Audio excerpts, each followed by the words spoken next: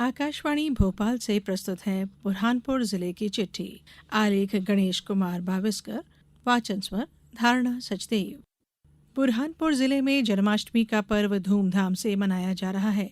जिले के मंदिरों में श्री कृष्ण के जन्म का समारोह आयोजित किया जा रहा है, जबकि जिले में पिछले 3 दिन से रुक रुक कर बारिश का सिलसिला जारी है। लगातार बारिश के कारण निचले इलाकों और खेतों में जलभराव की स्थिति बन गई है। इससे फसल सड़ने लगी है। अधिक बारिश के कारण फसलों को नुकसान की आशंका भी बढ़ गई है। बुरहानपुर में भाई बहन के स्नेह का पर्व रक्षाबंधन हर्षोल्लास के साथ मनाया गया। बहनों ने भाइयों की कलाई पर रक्षा सूत्र बांधकर उनकी सुख समृद्धि और तरक्की की कामना की। वहीं भाइयों ने बहनों की हमेशा की रक्षा का संकल्प लेकर उन्हें आकर्षक तोहफे भेंट किए। बुरहानपुर में इस बार इको फ्रेंडली राखियां भी देखने को मिली। केले के रेशे से निर्मित राखियों की बाजारों में अधिक मांग रही। जिले में स्वतंत्रता दिवस की 78वीं वर्षगांठ धूमधाम से मनाई गई। सभी शासकीय और निजी संस्थानों पर देश के राष्ट्रीय ध्वज तिरंगे को सम्मानपूर्वक फहराया गया। नेहरू स्टेडियम पर कलेक्टर भव्या मित्तल की मौजूदगी में राष्ट्रीय कार्यक्रम संपन्न हुए। पुलिस की परेड सहित स्कूली बच्चों के सांस्कृतिक कार्यक्रमों ने समा बांधा। बुरहानपुर के पर्वतारोही युवक ने 15 अगस्त पर हिमाचल प्रदेश की ऊंची पहाड़ी पर तिरंगा फहराकर अपना सपना पूरा किया। हिमाचल प्रदेश की सबसे ऊंची पहाड़ी यूनम, जिसकी ऊंचाई 6150 मीटर है, 11 पर्वतारोही दल ने इस ऊंची पहाड़ी पर राष्ट्रध्वज तिरंगा फहराने के लिए चढ़ाई शुरू की। इस दल में मध्य प्रदेश के बुरहानपुर के निवासी युवक योगेश सुरजिया भी शामिल रहे। केंद्रीय भारी उद्योग मंत्रालय की बुरहानपुर जिले की नेपा नगर पेपर मिल नेपा लिमिटेड के प्रशासनिक भवन स्थित आईटी विभाग में ई अपशिष्ट प्रबंधन पर कार्य योजना और प्रशिक्षण कार्यक्रम आयोजित किया गया। सहायक प्रबंधक आईटी विजय भामरे ने कहा कि इलेक्ट्रॉनिक उपकरणों के तेजी से उन्नयन के कारण ई कचरा बढ़ रहा है।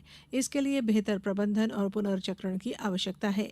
कार्यक्रम में उपस्थित स्टाफ को संबोधित करते हुए भामरे ने कहा कि ई कचरा पर्यावरण के लिए बड़ा खतरा है और इसके उचित निस्तारण के लिए हमें जागरूक रहना होगा।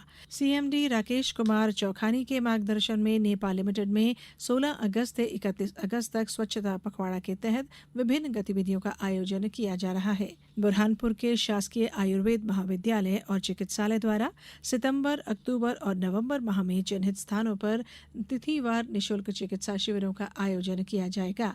जिला कलेक्टर भव्या मित्तल के निर्देशों पर यह आयोजन किया जाएगा। बुरहानपुर में उद्यानिकी विभाग द्वारा राज्य पोषित योजना अंतर्गत 1 दिवसीय प्रशिक्षण का आयोजन किया गया। प्रशिक्षण में वरिष्ठ वैज्ञानिक डॉक्टर संदीप सिंह द्वारा उद्यानिकी फसलों के उत्पादन की नवीन उन्नत तकनीक के माध्यम से उत्पादन और प्रसंस्करण को बढ़ाने संबंधी जानकारी दी गई।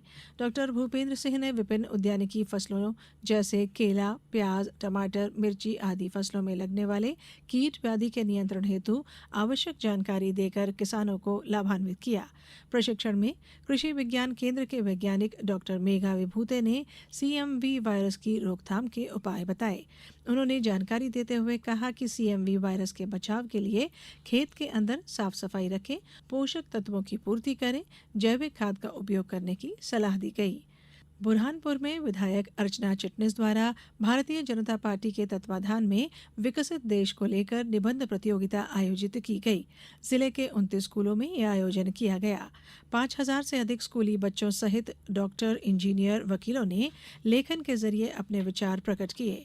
बुरहानपुर जिले में कलेक्टर भव्या मित्तल के निर्देश पर स्वास्थ्य विभाग और आयुष विभाग द्वारा मलेरिया की रोकथाम हेतु विभिन्न गतिविधियों का आयोजन किया जा रहा है। राष्ट्रीय विधिक सेवा प्राधिकरण नई दिल्ली और मध्य प्रदेश राज्य विधिक सेवा प्राधिकरण जबलपुर के निर्देशानुसार बुरहानपुर जिले में 14 सितंबर 2024 को नेशनल लोक अदालत का आयोजन किया जाएगा। इसी श्रृंखला में प्रधान जिला और सत्र न्यायाधीश आशिता श्रीवास्तव के मार्गदर्शन में जिला विधिक सेवा प्राधिकरण जिला न्यायालय बुरहानपुर में बैठक आयोजित की गई। बुरहानपुर जिले की चिट्ठी समाप्त।